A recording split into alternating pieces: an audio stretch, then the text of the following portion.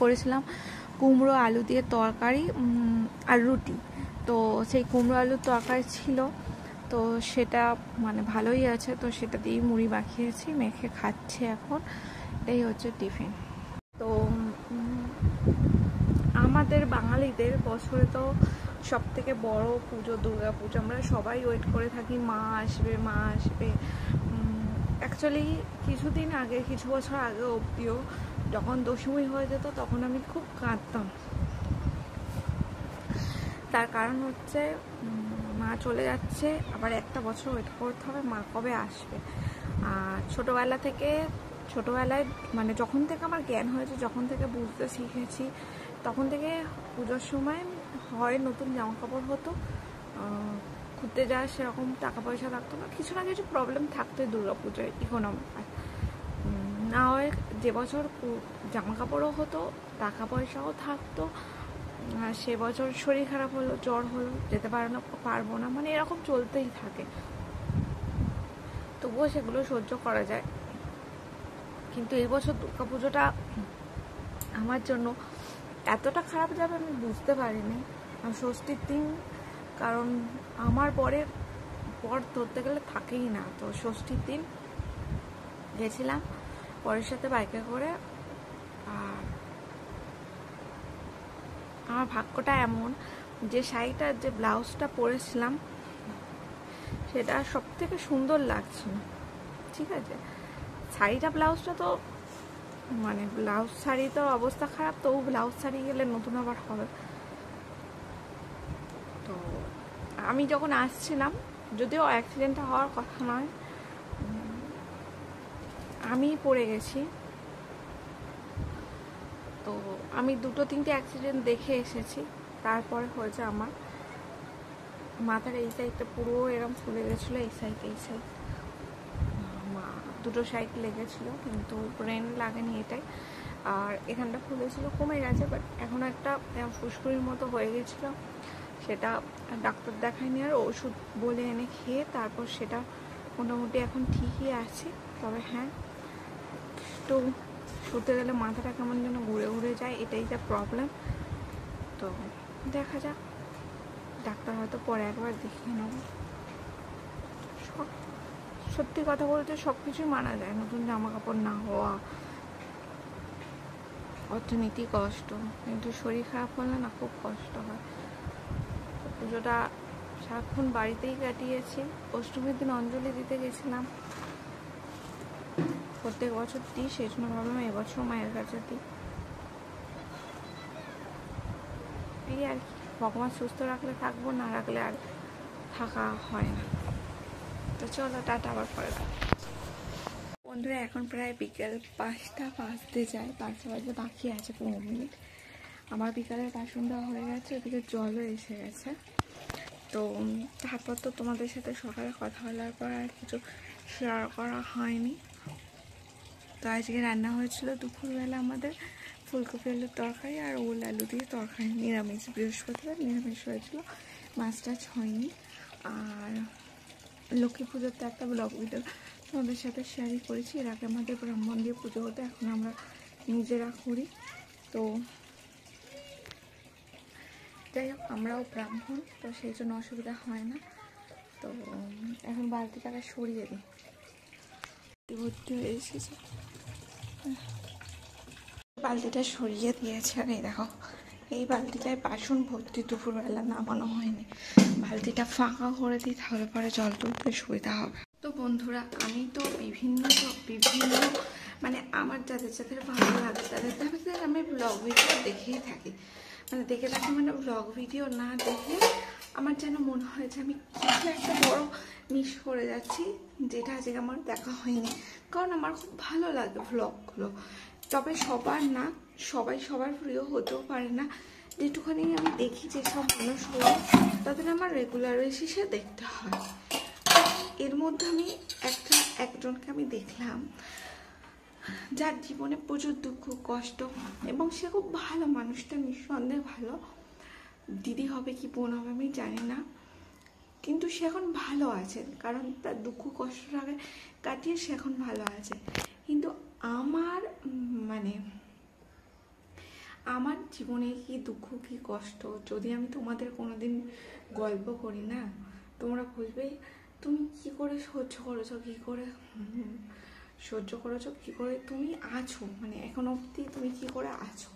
ঠিক আছে, ইনফ্যাক্ট আমার তো এখন মাথায় এখন মনে হয় আমার, বিশেষ করে এই মানে বাইক থেকে যে পড়ে গিয়েছে অ্যাক্সিডেন্টটা হলো, আমার এই সাইডটা লেগেছিলো অ্যান্ড এই সাইডটা লেগেছিলো প্রচণ্ড ব্যথা, এবং এখন এখানটা একটা ফুসকুড়ির মতো ব্যথা হয়ে আছে। তো ওটা ফোড়া টাইপের হয়ে গেছিলো। তো যাই হোক নিম ডলার এখন প্রতিদিন সেক দিই। আমি তখন মনে হয় আমার মানে দুঃখ কষ্ট পেতে পেতে জীবনটা এখন এমন একটা পর্যায়ে এসেছে। দুর্গাপুজোর আগেও ভাবতাম যে মা দুর্গা আসছে, যখন বিজয় হবে মা সব দুঃখ কষ্ট নিয়ে চলে যাবে, নতুন কিছু আশায়। কিন্তু এটা হওয়ার পর থেকে আমার তো মনে হয় যে আমার জীবনে মনে আর কিছু ভালো হওয়ার নেই। হয়তো আমি হয়তো কোনোদিন হয়তো আর হয়তো তোদেরকে আমি বোঝাতে পারছি না, মানুষের একটা দুঃখ কষ্ট পাওয়ার লিমিট থাকে, বাট আমার কোনো লিমিট ছাড়া, যেমন আমার শরীর খারাপ, যেমন আমি মানে পড়ে যাই, যেমন আমার ইকোনমিক প্রবলেম, তেমনি মানুষ কী হয় বলে তো, কাজ করার পর মানুষের মুখে প্রশংসা পায়। আমি কোনোদিন কারোর মুখ থেকে প্রশংসা পাই না। সবসময় মানুষ আমার কাজের মধ্যে ভুল ধরার চেষ্টা করে, এমন নয় যে সব পায়। কাজ করতে করতে কিছু কথা তোমাদের সাথে শেয়ার করছিলাম, তো সেগুলো আর করা হলো না, কারণ সেই সময় কাজ জল পড়ে যাচ্ছিল বলে সরাতে গেলাম। মানে এখন করছি আর এইদিকে বসিয়ে দেওয়া হয়েছে ভাত। তো রাতে কি কি রান্না হচ্ছে সেটা তোমাদের সাথে পরে শেয়ার করব। আর আমরা এখন হাঁসের ভিডিও বানাবার জন্য বসেছি, কিন্তু বানাতে পারবো কি জানি না, কারণ ফোনে চার্জ নেই, তারপর আমার শরীর খারাপ। হ্যাঁ ঠিক আছে, ম্যাডাম এখানে একটু পড়াশোনা করছে, যদিও আসে না পড়াশোনা, মানে এখানে করে না, ও বাড়িতেই করে। আজ ইচ্ছা হলো, আমি বললাম নিয়ে বসে আছি।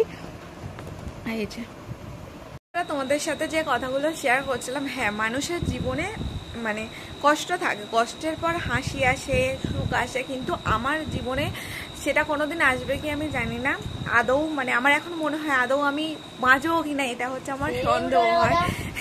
ঠিক আছে, তো যাই হোক, মানে আমার দুঃখের কোনো শেষ নেই। আর আমার ভিডিও করতে গিয়ে এই এসিটা যে তোমরা দেখছো, অনেকে ভাবছো যে এই এসিটা আছে মানে অনেক কিছু ব্যাপার, মানে মিছিমিছি বলছে, কিন্তু না, এই এসিটা নিয়েছি মানে একটা শখ। ছোটবেলা থেকে আজ অবধি এই যে এতটা বড় হয়েছি, কোনো শখ মেটাতে পারিনি কোনোদিন। ঠিক আছে, ইনকাম হয়তো করেছি, কিন্তু সেটা মানে কোনো না কোনোভাবে খরচের। সব থেকে বড় কথা কি জানো, আমি যে ইনকাম করে যে টাকা জমানো, সেটুখানি আমি কোনোদিন আমার টাকা মানে জমেনি। তো সেই জন্য হঠাৎ করে একদিন আমি আর আমার হাজব্যান্ড আলোচনা করলাম যে আমরা তো সেই টাকা জমাতেই পারছি না, তো কিছু একটা জিনিস করা দরকার, কিছু একটা জিনিস। তো এসিটা হঠাৎ করে মনে হলো যে, আর আমাদের অফিস, আমি যেখানে কাজ করতাম সেখানে এসি ছিল, রাত্রে ঘুমোতে পারতাম না, এত কষ্ট হতো, কারণ সারাদিন এসিতে থাকতাম। তো তখন হঠাৎ করে মনে হলো না চলো একটা এসি নিই।